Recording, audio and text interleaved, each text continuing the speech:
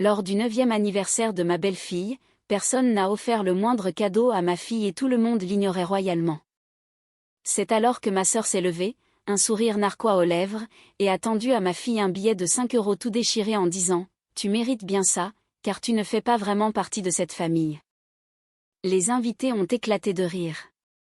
Les yeux de ma belle-fille se sont remplis de larmes et elle a murmuré « S'il te plaît, maman, annule cet anniversaire, car je ne fais pas partie de la famille. » Ma grand-mère s'est alors avancée, elle a levé la main et a déclaré d'une voix ferme « C'est ma maison ici, et j'ai un cadeau pour cet enfant. » Tout le monde s'est retourné pour voir c'est maintenant un magnifique paquet, et un silence de mort s'est installé dans la pièce.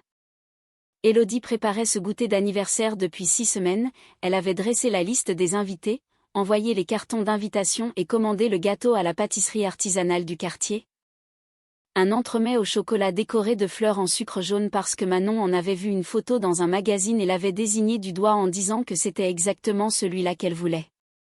Élodie avait acheté les décorations et les avait installées dans le grand salon de la maison de sa grand-mère, là où la famille se réunissait pour les grandes occasions, et elle avait regardé Manon s'habiller ce matin-là dans la petite robe rose poudrée qu'elles avaient choisie ensemble. En répétant à sa fille que cette journée était la sienne, que tout était prêt et qu'elle n'avait plus qu'à en profiter. Elle le pensait sincèrement quand elle le disait. Manon avait 9 ans et elle était la fille d'Élodie depuis 4 ans déjà, non pas par le sang, mais par la seule mesure qu'Élodie considérait comme réelle, le choix, la présence et l'amour offerts avec constance au fil du temps. Élodie s'était mariée avec le père de Manon quand la petite avait 5 ans, et lorsque le mariage s'était terminé 2 ans plus tard, Élodie s'était battue discrètement, légalement et totalement pour rester dans la vie de Manon, car Manon était la sienne au sens le plus profond du terme. Et Élodie n'allait pas laisser un divorce changer cela.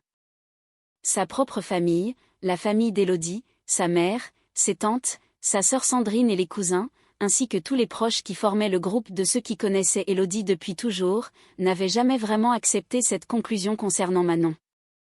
Ils se montraient polis, de cette politesse superficielle propre aux gens qui ont décidé de ne pas être ouvertement méchants et qui confondent cette décision avec de l'acceptation. Manon évoluait dans les réunions de famille avec cette manière prudente et observatrice des enfants qui ajustent sans cesse leur comportement en fonction de signaux imparfaits, sans jamais être tout à fait sûrs de leur place dans la pièce.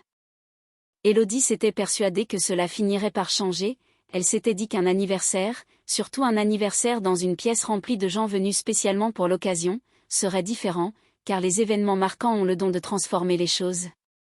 Mais elle s'était trompée sur ce point également.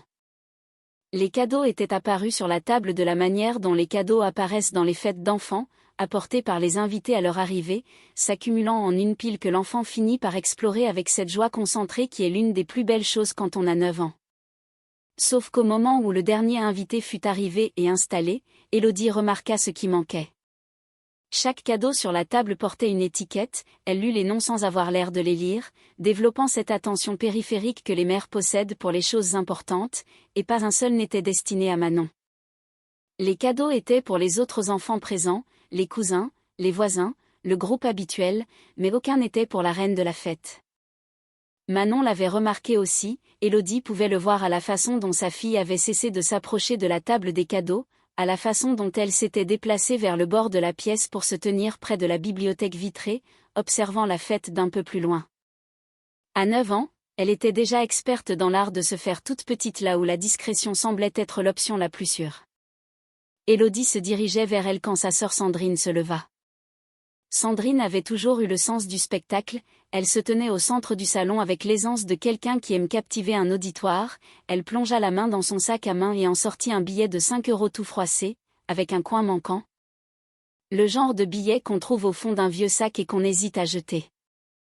Elle le tendit vers Manon avec un sourire qui cachait une satisfaction malveillante en disant « Joyeux anniversaire, tu mérites bien ça car tu ne fais pas partie de cette famille. » La pièce éclata de rire. Pas tout le monde certes, certains détournèrent le regard, mais ce fut suffisant, car le rire était réel, présent, et dirigé contre une petite fille de 9 ans qui se tenait debout près d'une bibliothèque le jour de son propre anniversaire. Manon ne prit pas le billet, elle regarda la main de Sandrine un instant, puis elle tourna les yeux vers Élodie, et Élodie vit le regard de sa fille s'emplir de ces larmes que l'on retient de toutes ses forces pour ne pas les laisser couler. « Maman, dit Manon d'une voix qui restait ferme de cette façon dont les voix sont fermes quand l'effort pour ne pas trembler est immense. S'il te plaît, annule cet anniversaire, je ne fais pas partie de cette famille. Élodie sentit une émotion bouillir en elle, cette chaleur totale et lucide d'une mère qui arrive au bout de sa patience. Elle regardait sa fille, puis elle regardait Sandrine, et elle s'apprêtait à dire quelque chose qui serait enfin et sans détour la vérité nécessaire. C'est alors que sa grand-mère se leva. Suzanne était âgée de 81 ans et vivait dans cette maison de la rue des Ormes depuis plus de 50 ans. Elle était frêle comme le sont certaines femmes âgées, la taille réduite par les années, la présence physique comme compressée, mais sa qualité d'attention et son autorité restaient intactes, et Élodie avait même l'impression qu'elle s'était concentrée avec le temps. Quand Suzanne se leva, toute la pièce lui accorda son attention, comme on le fait pour les personnes qui ont mérité un tel respect. Elle leva une main, sans théâtralisme, un geste simple de quelqu'un qui a quelque chose à dire et qui va le dire maintenant. C'est ma maison, déclara-t-elle, et j'ai un cadeau pour cet enfant. Elle tenait quelque chose dans ses mains, Élodie ne l'avait pas vu la porter ni le porter auparavant, mais elle tenait une boîte soigneusement emballée avec un ruban de satin. Le genre de présent préparé avec une intention profonde.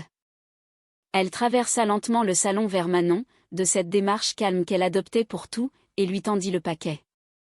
Manon regarda la boîte, puis elle regarda son arrière-grand-mère avant de la saisir. La pièce était plongée dans un silence absolu, tout le monde fixait Suzanne tandis que Sandrine s'était rassise. Le rire s'était évaporé aussi complètement que s'il n'avait jamais existé, remplacé par cette immobilité particulière d'un groupe de personnes qui comprennent collectivement qu'un événement majeur est en train de se produire. Suzanne promena son regard sur l'assemblée, de cette façon dont elle regardait les choses sur lesquelles elle avait déjà tranché, avec la finalité calme de quelqu'un qui a mûri sa réflexion et qui ne fait que livrer sa conclusion. Je vais vous dire ce qu'il y a dans cette boîte, annonça-t-elle, c'est l'acte de propriété de cette maison. Cette maison est mon cadeau pour Manon, marqua-t-elle une pause, cette maison lui appartient désormais. Sandrine laissa échapper un son étouffé et quelqu'un au fond de la pièce murmura quelque chose d'inaudible. Élodie, debout au milieu du salon, sentit tout le poids de ce qui venait d'être dit s'abattre sur la pièce comme une évidence climatique. Suzanne regarda Manon et ajouta, « Tu fais partie de cette famille, tu as toujours fait partie de cette famille.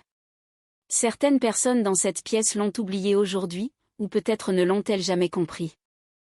Je veux m'assurer que tu le comprennes, toi, et je veux m'assurer qu'ils le comprennent, eux aussi, et cela m'a semblé être la manière la plus claire de le dire. » Elle toucha brièvement la joue de Manon du revers d'un doigt, avec douceur, en murmurant « Joyeux anniversaire, ma grande !»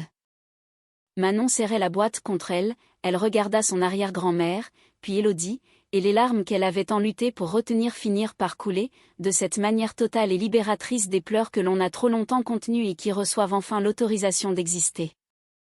Élodie traversa la pièce et prit sa fille dans ses bras, sentant Manon s'agripper à elle avec toute la force d'une enfant de 9 ans qui vient de recevoir quelque chose dont elle ignorait avoir besoin. Sandrine ne dit plus un mot, les yeux fixés au sol, et les cousins restèrent immobiles. La pièce, qui avait ri d'un billet déchiré 30 minutes plus tôt, était désormais habitée par le silence de ceux qui ont vu une vérité être délivrée dans un langage ne nécessitant aucune interprétation. La maison de la rue des Ormes était maintenant celle de Manon. Le notaire de Suzanne confirma le transfert de propriété dans les jours qui suivirent avec l'efficacité sans drame d'un professionnel complétant une affaire légale mûrement réfléchie. Le cadeau était réel, l'acte était authentique. Suzanne y pensait depuis un certain temps, confia-t-elle à Élodie en privé, et l'anniversaire n'avait été que l'occasion de l'annoncer. Élodie s'assit avec Manon le soir suivant la fête, une fois les invités partis, les décorations rangées et le gâteau presque entièrement mangé, quand le calme fut revenu dans la demeure. Manon tenait toujours la boîte emballée sur ses genoux, elle ne l'avait pas encore ouverte, ayant apparemment décidé que le fait de savoir suffisait pour l'instant. « Elle m'a vraiment donné sa maison ?» demanda Manon. « Elle l'a fait » répondit Élodie. « Parce que tu as toujours fait partie de la famille » confirma Élodie, certaines personnes ont mis du temps à le comprendre, alors ton arrière-grand-mère a décidé de l'expliquer d'une manière qu'elles n'oublieront jamais. Manon regarda la boîte, puis elle leva les yeux vers Élodie avec cette expression qu'elle portait quand une chose devenait enfin claire dans son esprit. « Je l'aime, dit-elle simplement. »« Elle t'aime aussi, répondit Élodie, et moi aussi, cela n'a jamais changé et cela ne changera jamais. Manon se blottit contre sa mère et Élodie entoura sa fille de son bras, cette fille qu'elle avait choisie, pour laquelle elle s'était battue et qu'elle choisirait toujours. Elles restèrent ainsi dans le silence de la maison qui était désormais celle de Manon, et cet anniversaire qui avait failli briser quelque chose s'était avéré avoir construit un avenir solide à la place. Certains cadeaux arrivent entourés de rubans, d'autres sous la forme d'un acte notarié, et certains prennent la forme d'une femme de 81 ans se levant dans son propre salon pour annoncer à tous qui a véritablement sa place au foyer. C'est le genre de cadeau qu'on ne peut pas rendre et c'est celui qui dure toute une vie.